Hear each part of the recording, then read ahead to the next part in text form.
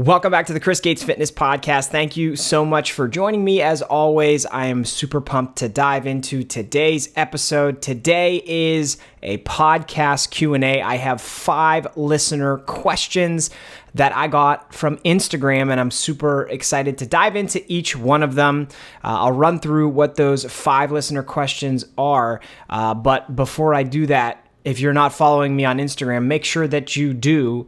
Chris Gates Fitness is where you can find me, and honestly, that's where I am on every social media platform. If you're not following me, make sure that you do, because occasionally I put out calls for questions, just like I did for this episode. The last time I did it on my Instagram story, I actually got like around 15 questions.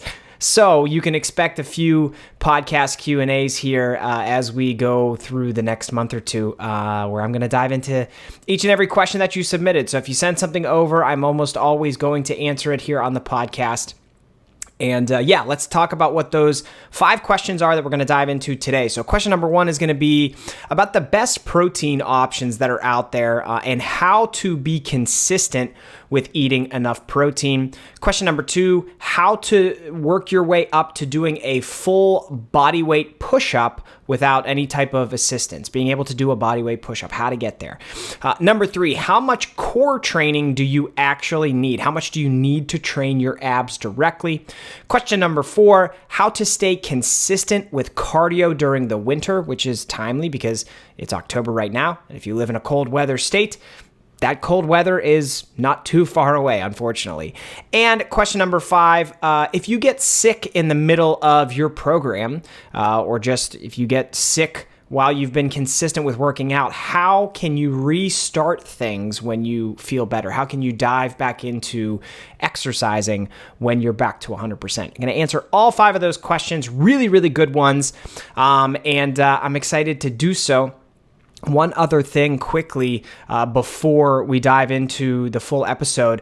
I have a mailing list, and I don't promote this enough on the podcast. Normally, I tell you about how I'm a coach, and there's a link to my coaching page in the show notes, and you probably know that if you've listened to 1 or more episodes. And if you looked at my podcast, I'm sure you know that I'm a coach. So this week, I want to plug my mailing list, because my mailing list is actually the best way to stay in contact with me, the best way to stay up to date with a lot of the content that I produce. And it's nice because honestly, like a lot of people say, hey, jump on my mailing list, and then they sell you with a bunch of shit. I don't have a lot of stuff to sell. You know, I'm a coach. You know, I help people. You know that if you need help, you can reach out to me. So all I do is I send out 1 email a week, and it normally is featuring the lasted piece of content that I produced. So that could be podcast episodes like this one, it could be brand new videos on YouTube, which I have a few of them planned, some tutorial stuff that's really cool.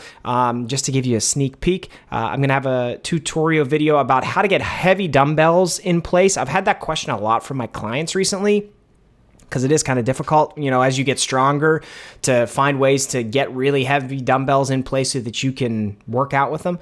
So I have a tutorial on that coming up pretty soon. I'm going to be doing a full video on how to set up like different body part splits for your training program if there are different muscle groups you want to build specifically. I just recorded a video on how to feel lateral raises more in your side delts, which is something a lot of people struggle with. And a lot of people want to build bigger side delts because they just look really good, right? Had to have bigger muscular shoulders, and a lot of other stuff. So there's a lot of good stuff coming, and that's content that I will be sharing and letting you know the minute that it's ready. I will shoot you an email to everybody that's on my mailing list, and also articles that I may write. So basically any, new content that I produce, if you like these podcast episodes, I produce other content too. And if you get on my mailing list, I'll shoot you an email once a week, let you know what's there. If you are interested, you want to check it out, go check it out. If not, that's cool too. But like I said, I'm never going to sell you. The only time I'm going to even mention money is whenever I open up coaching applications for sales, and my mailing list always gets a very big discount on coaching when I run a sale. So all told, I think there's a lot of value packed into it. There's a link in the show notes today to my mailing list. Make sure you hop on there, and I will reach out to you soon when I have a new piece of content to share. But all right, with that said, let's dive into the Q&A, and we'll start with that first question about the best protein options that are out there and how to be consistent with eating enough protein. And I'll start by saying, like, there's no hack here, really. There's no real magic to eating more protein other than like planning and prepping for it. Most people that see really good success with their diet, kind of like irrespective of your goal, you could have any type of goal that's out there, build muscle, burn fat, build strength, whatever. If you're meal planning and prepping, and if you consistently build that into your weekly routine, you're going to see a higher level of progress than if you didn't do that at all. Like that's how it works. Meal prep is really, really important. So I guess that's the hack. If there's any hack, it's just like you got to find time to make sure you get to the grocery store and get the right things, and then build out time in your calendar during the week to prep and cook that food. But there is kind of like a hierarchy I like to go through in terms of finding the best protein options. And normally it starts with animal protein sources. And by that, I mean meat primarily, right? So things like chicken, turkey, beef, fish, those protein sources tend to have, they tend to be the most complete protein sources. They tend to have the highest concentration of the essential amino acids that your body needs and wants to recover from your workouts, and just provide your body with what it needs to maintain the muscle tissue that you have, build more muscle, and improve your body composition. So animal protein is always the place to start. And I would say, like, as long as you don't have restrictions on your diet, as long as you can and do eat animal protein, try to get the majority of your protein from that, okay? And then what we can piggyback that with is the things you can complement the animal protein source with. So, I'm sure you're familiar, when you build a meal, you're probably not just like plopping a chicken breast down on a plate and that's the only thing you eat. You're probably eating that with other foods, because most people eat meals that have protein, carbohydrates, fats, like everything. So there's a lot of different options, and I'm not going to run through absolutely everything, but there are a lot of different options that can provide like trace amounts of protein. But if you're doing a decent amount of these different options and tossing them into the meals that complement the large animal protein source, you're going to see that protein count tick up relatively easy and dramatically. So, things that come with protein that aren't like a piece of chicken or turkey or fish or beef. There are lots of vegetables that come with some protein. One of my favorites is edamame, but like you're not going to get a vegetable source that has 15 grams of protein per serving, but you could have some type of vegetable with your meal that might get you another 3 or 4. And then you could also add some beans or legumes to whatever you're eating. That could get you another 3 or 4. You could have some type of rice. Different rices vary in the amount of protein that they'll provide you, but rice is relatively high volume in that like you can eat a decent amount of it for pretty low calories. So, if you add a nice amount of rice to whatever dish and whatever protein source you have, you could get, again, another 3 to 4 to 5 to 6 grams of protein there. Cheese is another one. You sprinkle some cheese on top of whatever you're eating. There's a decent amount of protein that comes from cheese. Cheese is from dairy, from cows. Obviously, if you know anything about like protein sources, I mean, that's coming from an animal. Whey protein is a milk protein, which comes from cows. Whey protein is one of the highest quality proteins. So like cheeses and dairy items are also things that can provide you with pretty high quality protein. So like with just those things that I mentioned there, I mentioned 4 or 5 different things that could add, 4 to 5 grams of protein to your meal. So if you get a protein source that's 30 grams of protein, you add a few of those in there, it could be really easy to get 50 grams of protein in one meal if you just structure it the right way. So you need to keep an eye out for the types of foods and kind of broaden your knowledge base and do a little bit of research on what types of foods can provide protein. Pick from the ones that you like, and then you can start to play around with the variables and find something that really truly does work for you. That's what I do. Like one of my go-to dishes, it is around 4 ounces of chicken with like 4 to 6 ounces of rice. I will toss in some vegetables in there. I'll toss in some black beans in there, sprinkle some cheese on top of it. It's basically a burrito bowl that I eat pretty much every day, and it easily gets me 40 to 50 grams of protein. So that's kind of the approach that I take and that I encourage a lot of my clients to take. And I do have an article on my website that's probably worth looking up if you want to dig deeper into this topic. I will include the link to this article in the show notes. But I have an article on foods that are always good to have at home. And I really break it down into each macronutrient. So carbohydrates, fats, protein, and try to provide a bunch of different options that I think are really good to just always have at the house, which goes back to what I talked about at the beginning. We're talking about meal prepping, right? And planning and just having a game plan for this stuff. If you can have a lot of the meals that are in that article in your pantry or in your fridge on a regular basis or in the freezer, you're going to find it easy to be able to create high protein options like this and consistently be able to eat enough protein. So make sure you check that article out. There's a lot of good ideas in there. And then finally, the last piece of the puzzle is supplements. And a lot of people turn to supplements first because, they are pretty much the easiest way to get protein in because you can just put a scoop of protein in water and drink it, and in 5 minutes you could get 20 to 30 grams of protein, which is great. And there's nothing wrong with that. But I don't know about you, I've always found it more enjoyable to eat my calories. It's more satisfying, it's more filling, it tastes better, and that is my approach with myself, with my clients, and what I would probably encourage you to do as well is try to get the vast majority of your protein and your calories from food. And then if you find that it's still a struggle after you do those things that I just walked you through, you can utilize supplements. Like a simple whey protein isolate is going to be really good, and you can get those anywhere. I do work with a company called Legion that offers supplements, and they have really, really tasty whey protein that I typically have 1 scoop of their whey protein with my breakfast each day, and that, again, just helps. I try to get 180 to 190 grams of protein a day. That helps me start the day with I get what does it end up being? Like 25-ish grams of protein in that shake.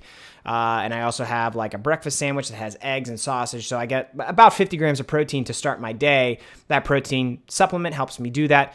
If you are interested in getting a protein supplement, I do have a code with Legion, CGATES, the letters CGATES. You can get 20% off an order with them. But really, you can get whey protein anywhere. You can get it in the grocery store. It's so easily accessible now. And that's an option. But I would put that third on in the third tier in terms of that hierarchy I mentioned. So the beginning of that hierarchy, at the top, animal protein, sides after that, supplements after that. And I guess I'll slide snacks in there too. Snacks would probably be ahead of supplements. Things like cottage cheese, Greek yogurt, nuts, seeds, jerky. Those are like as needed types of things or as you enjoy. I like to have Greek yogurt at the end of the day. It's a bit more of a slow digesting protein source. Really, really tasty. I think I do the Oikos 000 Greek yogurt, which, per serving has 15 grams of protein, and I think it's only like 90 calories. So the macros are really good on it. It's really, really tasty.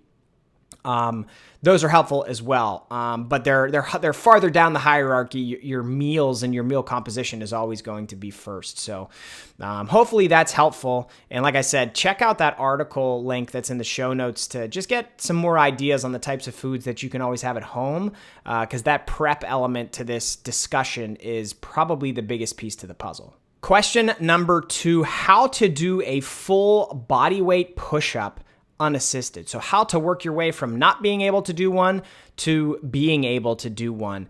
With these body weight exercises, push-ups are one of them. Pull-ups are normally the other one that people talk about a lot.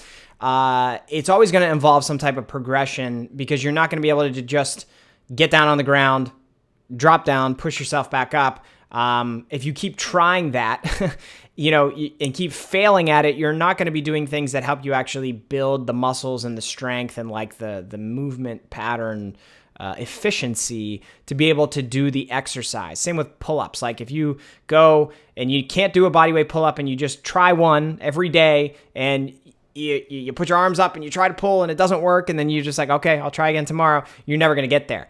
You have to do things that help acclimate your body to the movement and also help your body get used to working against the resistance of your body weight. So normally where I start people to start doing or working towards being able to do a full body weight push-up is doing push-ups against the wall. So if you think about standing just like face up against the wall, if the wall's right in front of you, you put your nose on the wall, you're standing flat up against it. Think about taking one step back and then putting your arms on the wall and doing push-ups, pushing your body away from the wall and then lowering your body back into the wall till your nose touches. Pushing away, lowering back into the wall. Do that. See if you have the strength to do that. And slowly but surely start moving your feet away from the wall. The further you move your feet away from the wall, the harder you're going to make it. The more of your body weight that you're going to be putting on your chest and your shoulders and your triceps, which are the muscle groups involved in doing a push-up.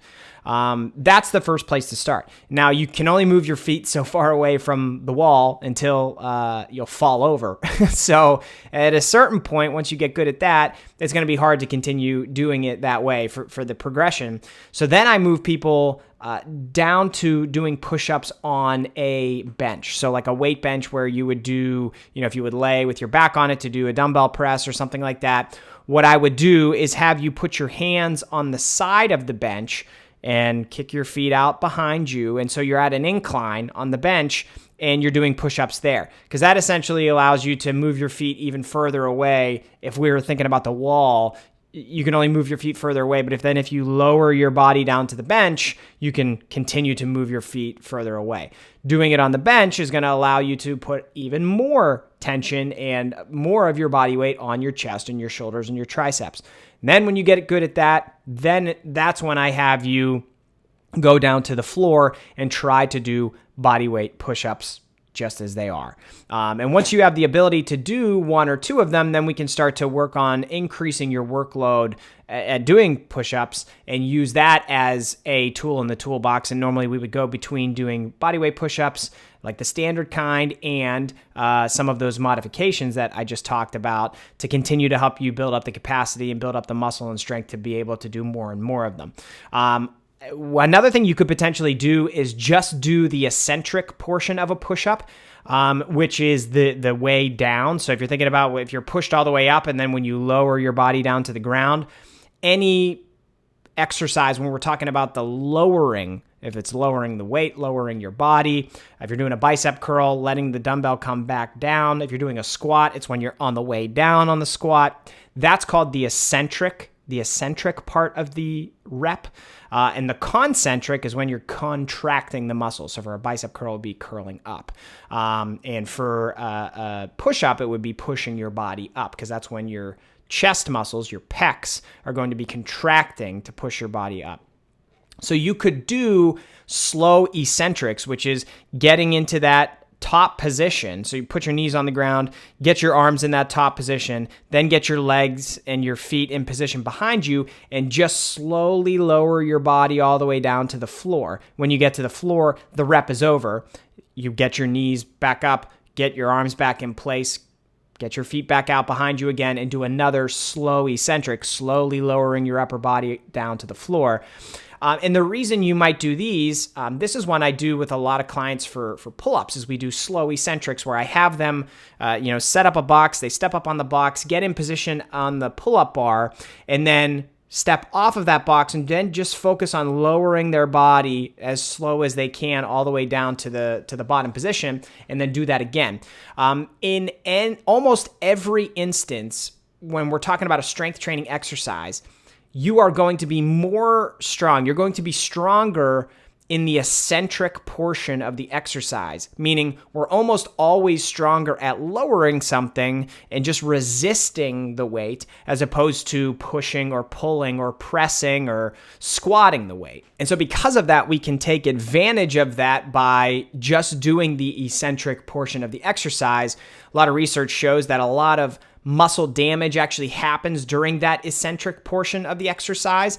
And then, as your body recovers from that training session where you did those slow eccentrics, if there's more muscle damage in those muscles that are involved in the exercise, there could be greater recovery and greater growth, which could over time allow you to actually get stronger at the exercise, even though you're only doing half of it. So that's another one to consider. But first and foremost, the place I'm always going to have you start is that progression that I mentioned. So we start on the wall, we go down to the bench once you get strong enough to do that. And then once you get strong enough to go down to the floor, we go down to the floor. And over time, we're really just focused on trying to build up your overall capacity to do more reps in whatever phase of the progression you're in. Question number 3, how much core training do I actually need? Do you actually need? And by core training, how I interpret that is direct training of your core and of your ab muscles, isolating the abs and training them individually. And I don't mean each individual abdominal muscle. I just mean like isolating that muscle group, similar to how you would like do a exercise just for biceps or just for triceps or chest, shoulders, whatever. So in general, the answer to this question is probably not as much direct core training as you think. Or as most people say, because, a popular thing for coaches and trainers to post on Instagram to get a lot of likes and a lot of shares and a lot of saves is like their quote unquote ab circuit. And a lot of fitness influencers share that stuff because it gets likes and comments and shares and saves. But in reality, most of them aren't doing that ab circuit because it's not necessary. It's overkill, and it's probably not how they built their midsection, how they built their core and abdominal muscles. Normally, with my one-on-one online fitness coaching clients, I normally only program like 2 to 3 ab exercises, direct ab training per week. And normally what we're focused on is doing some type of crunch. So some type of exercise where you're focused on contracting your abs and really kind of flexing your spine. And on video, I'm showing this here where like, if this is your back straight up and down, we're trying to flex and curve the spine. Because when we curve the spine forward, that's happening because you're contracting your abdominal muscles. So we normally start with a crunch. Also do a leg raise where you're trying to bring your legs up and also kind of like tuck your hips up into your midsection. That's another way that the abs can contract. And then some type of rotation. So some type of movement where we're rotating the trunk. Could be a wood chopper, could be a bicycle crunch. There are so many different options. But those are the 3 primary functions of your core, of your abdominal muscles, is to crunch and raise and rotate. And beyond that, there's not a lot else that you need because I would assume you're also doing compound exercises as part of your strength training program. If you're not, you're on a shitty program, and you can reach out to me at chrisgatesfitness.com to get a better one. But compound exercises, so we're on the same page. A compound exercise is one where multiple muscle groups are involved in doing the exercise. So that would be like a some type of pressing exercise. Chest press normally involves the chest, shoulders, and triceps. A rowing exercise would involve your back and your biceps. A squat has you bending at the hips and the knees and even the ankles. So those are good examples of compound exercises. And when you're doing any of those compound exercises, you should be properly bracing your core. Because when you're properly bracing your core, and what that means is taking a deep breath in and thinking about holding that breath in and squeezing your abs, squeezing and tightening your core. When you do that, you're providing a lot of strength and stability to your trunk, to your torso.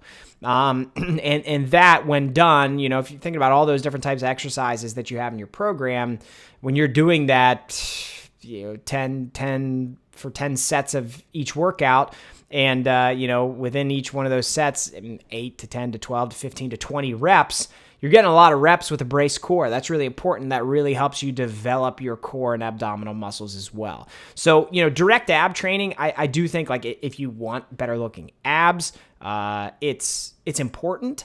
It's not as important as most people think.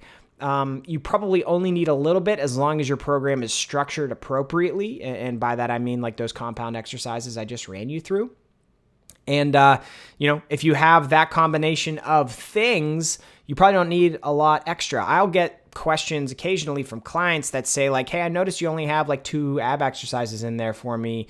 Why is that? Shouldn't I be doing more? And the answer is normally no. And then we talk, I'm able to educate them on how some of these other exercises, you may not know it, you may not realize it, you may not think it, but they are actually training your core and training your abs just in maybe a more indirect way, or a way that you're not as aware of when you're doing the exercise. And then we get to talk about the fundamentals and the principles of bracing and how that helps not only you get stronger, not only helps you build, stronger abs, but it also helps prevent injury. And there's a lot of good stuff wrapped up in there. So that's the long and short of it. Ab training is interesting, man. In the fitness industry, a lot of people make it seem like the end all be all, when it's like, it's important. Don't get me wrong. But like its level of importance compared to how important people say it is, it's like there's this wide disparity, and it's kind of crazy. Question number 4, how to stay consistent with cardio during the winter. I live in a cold weather state. I live in Pennsylvania, and in the winter it gets pretty damn cold here, and we get snow, we get ice, we get the hail, the sleet, we get the cold, bitter wind and wind chills, all the shit, we get it. And it's hard, right? Because I think a lot of people with cardio like to do cardio outside. I think it's the most preferable way to do it, whether you're getting outside to go for walks, going outside to run, you're biking on a trail or a path. It's so much fun. And like from, a health perspective too, getting out, getting some sunshine, there's so much good wrapped up in being able to like not have limitations on whether you can or cannot be outside. But reality is, in most places in the United States, at least, you're going to run into a period of time where it's not so practical or feasible to get outside and do your cardio. So you have to find other options. And, obviously if you have a gym membership, there are other options. There's treadmills and bikes and ellipticals and all that stuff at your gym, that may not be the most fun. They may not be, the most optimal. But if you have a gym membership and it's too cold to do this stuff outside, you got to just suck it up for 2 or 3 months and make it happen. What I've really found is like the crappy weather that forces us inside is a little bit overstated in most cases. Okay, people in Maine, I feel you. People in Canada, I feel you. Minnesota, Wisconsin, sorry about it. But like, in most states, winter is only really, really bad for like 2 to 3 months. What I experience here where I live, December, January, February, kind of non-negotiable. Getting outside is really difficult. But the other 9 months of the year is not so bad. So if you are forced to do cardio inside at the gym for a few months, hey, you're forced to do cardio inside at the gym for a few months, and you got to keep doing it, right? Because it's part of your plan, part of your program. It supports your health. You have to do it. That's just the way that it goes. Now, if you work out from home, if you have a home gym or if you don't have a gym membership, really now is a great time to consider some purchases that could potentially help you. A couple things that I have, we have a spin bike. You can find spin bikes online for not that much money. And especially if you're only going to use it for a few months of the year, you don't need to go out and buy a Peloton bike for $2,000 or however much they cost. I got a spin bike for like $150, and you know what? It allows me to go into my basement and spin for 20 minutes, and I put a show on my phone and I watch it, and it's not sexy or interesting or exciting, but it gets the job done. I also purchased something called a walk pad, which where I'm recording here, it's actually right to my left on the ground next to my desk in my home office. And a walk pad is basically like a dressed down version of a treadmill. It's if you think about a treadmill, how it has obviously the belt that you walk on, and then up in front of you there's like a big stand where there's a lot of different options to choose from. You can adjust the speed, the incline, all that stuff. A walk pad is basically just the belt that you walk on. And mine came with a remote where you can turn it on and you can turn the speed up or turn the speed down. And that's really it. There's no incline. There's no like other bells and whistles. But I have, of anything, I have found the walk pad to be the most helpful in the winter months to help me just continue to be able to get steps in. I do actually have a goal for myself this coming winter to like not be such a little bitch about the cold weather. And like, if it's cold outside, but the sun is actually out, I want to make a case of it. I'm making a goal for myself to still get outside and get some sunshine on my face and do a walk, assuming that like the sidewalk is plowed and it's not icy and I'm not risking my health. Also, like assuming it's not below 0 and I could get frostbite. But like when it's still, a situation where I can get some sun if I put on my heavy coat and you go for a quick walk, I want to try to do that. But outside of that, admittedly, that doesn't happen all the time. The walk pad here has been such a game changer for me to just be able to get my step count to 8,000 to 10,000 steps a day, which is really, really helpful. Now, obviously, those things come with a cost. I think I mentioned the bike was like $150. The bike I have, I don't think they even sell anymore. I got it through Titan Fitness. This walk pad, I don't even know the brand of it, but if you have questions, I can send you it. I can look it up. I bought it on Amazon. The one I bought actually has like sales that run on it all the time. Sometimes it's like $200 to $300 off, which is crazy. I don't know how they make money on this thing, but if you're curious about it, I can send me a message on Instagram at Chris Gates Fitness, and I can send you a link to it. I think it was $400 when I bought it, and like if you like, okay, let's weigh the ROI of that purchase. $400, it's not a small chunk of change. But if that allows you to buy something that, rain or shine, for the rest of your life allows you to work on your health, it's worth the cost. Okay, so these are some things that I find are basically necessary if you live in a cold weather state and you have those winters where you just really almost can't ever get outside to do cardio.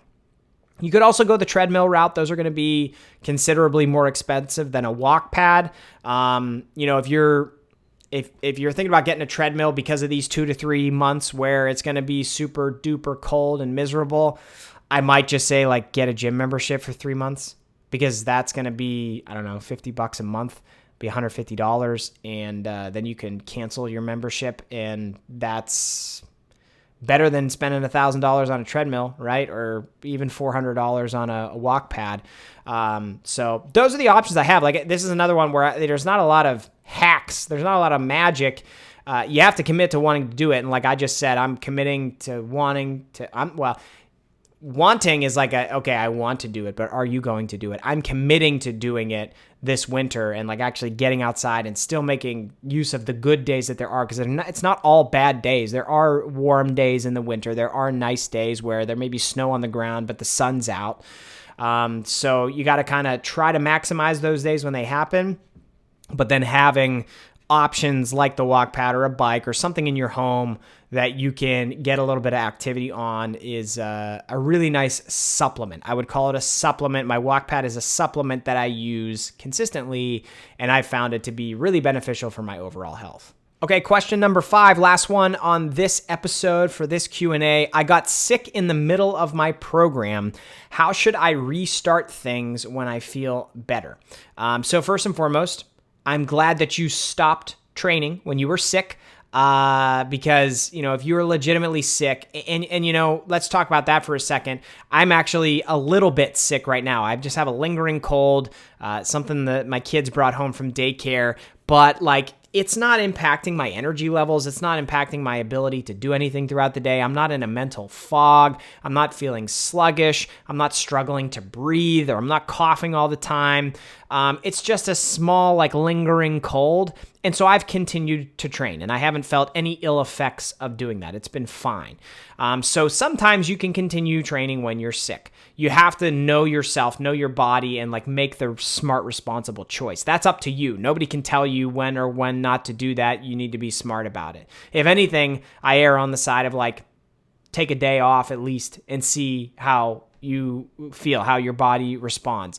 Because when you're training while sick, it's important to understand that training is a stress to your body, just like being sick is a stress to your body, just like having stress at work is a stress to your body, getting poor sleep is a stress to your body. All of this stuff, at the end of the day, is stuff that your body receives. These are different stimuli. It's a stimulus that your body has to find a way to read and react to, and in a lot of cases recover from, to help you get back to baseline. Your body always wants to be at baseline. That's, what's that word? Oh, shoot.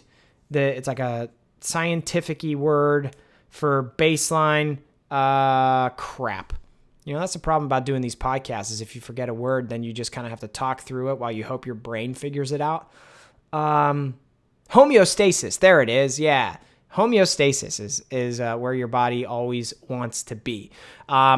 So if you train on top of being legitimately sick, you're going to make it take longer for you to get back to baseline, to homeostasis, to 100% from being sick. You're going to cause that illness to last longer, which is stupid, right? So don't do that.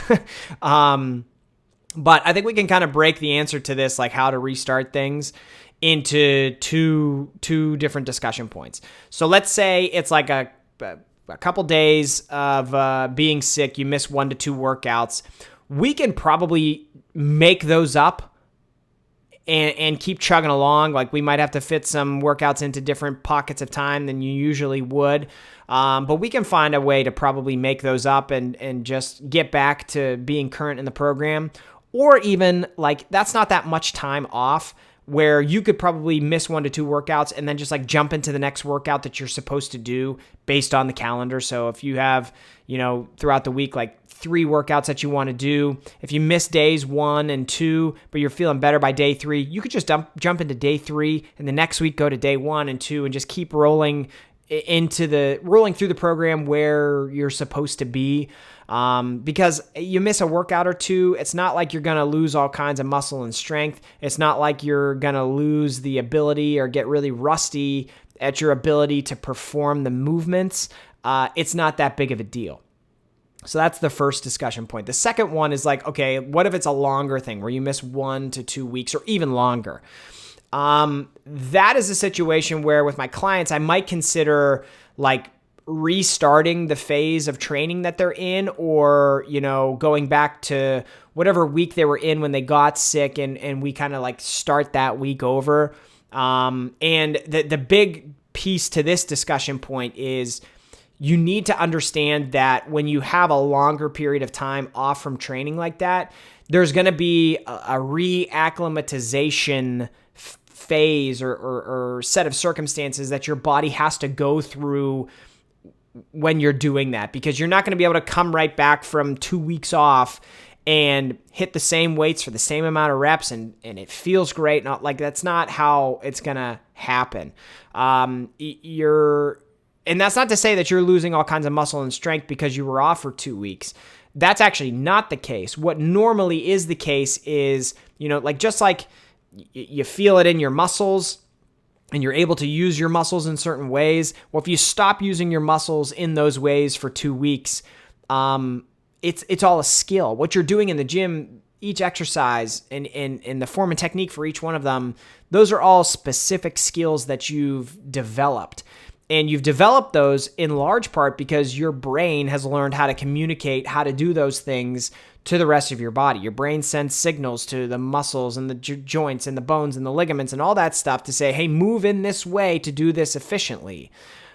When you stop doing those things for 2 weeks or maybe even more, you're not going to be doing that, right? You're not going to be practicing those movements. So to come back to it, you're probably going to have to reduce the weight a little bit, or probably have to expect that like you're not going to be able to do as many reps with the same weight. And that's not because you lost muscle and strength, but it's because your brain is a little bit rusty at communicating those things. And so this is like a neurocognitive thing where like you have to just kind of go through the motions, pull back for a week or so, let your body acclimate to things again. And then once you do that, you'll be able to start scaling the intensity and the workload up again.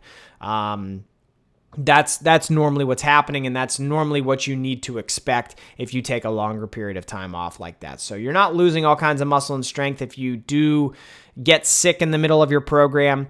But if you do get sick in the middle of your program, there are typically going to be some adjustments to make, and hopefully those two different scenarios I mapped out are helpful the next time this happens. God forbid you get really sick. These are some of the things to consider when you are feeling better and are able to get back into the program and keep plugging away. So hopefully that's helpful. And hopefully this entire podcast episode was helpful. I love doing Q&As. I hope you enjoy them. I feel like I'm talking directly to you and helping you specifically with things that you want to know or need to know. So like I said, make sure you're following me on social media, especially on Instagram. That's normally where I do my calls for questions for these episodes. And again, that link in the show notes to my mailing list. Make sure you're on my mailing list, and I'll be sending lots of good content to you. I have lots of stuff in the hopper here that I'm excited to roll out over the next couple of weeks and months. And you'll want to make sure you're on there so that you can get each one of them. And social media is weird these days. You could follow me on social media, but that doesn't mean you're going to get to see the posts that I put out there, because the algorithms are weird, and it's just following somebody doesn't guarantee you actually see what they post anymore. But being on my mailing list does, because if I email you, it goes directly to your inbox, which is nice. That's the way it should work, right? So make sure you hit that. And like I said, as always, if you have questions, let me know. Otherwise, subscribe to the podcast, like the podcast, drop me a comment, drop me a rating or review, and I'll be back with you next week for another episode. And until then, I hope you have a great week. Thank you so much for listening, and I'll talk to you again soon.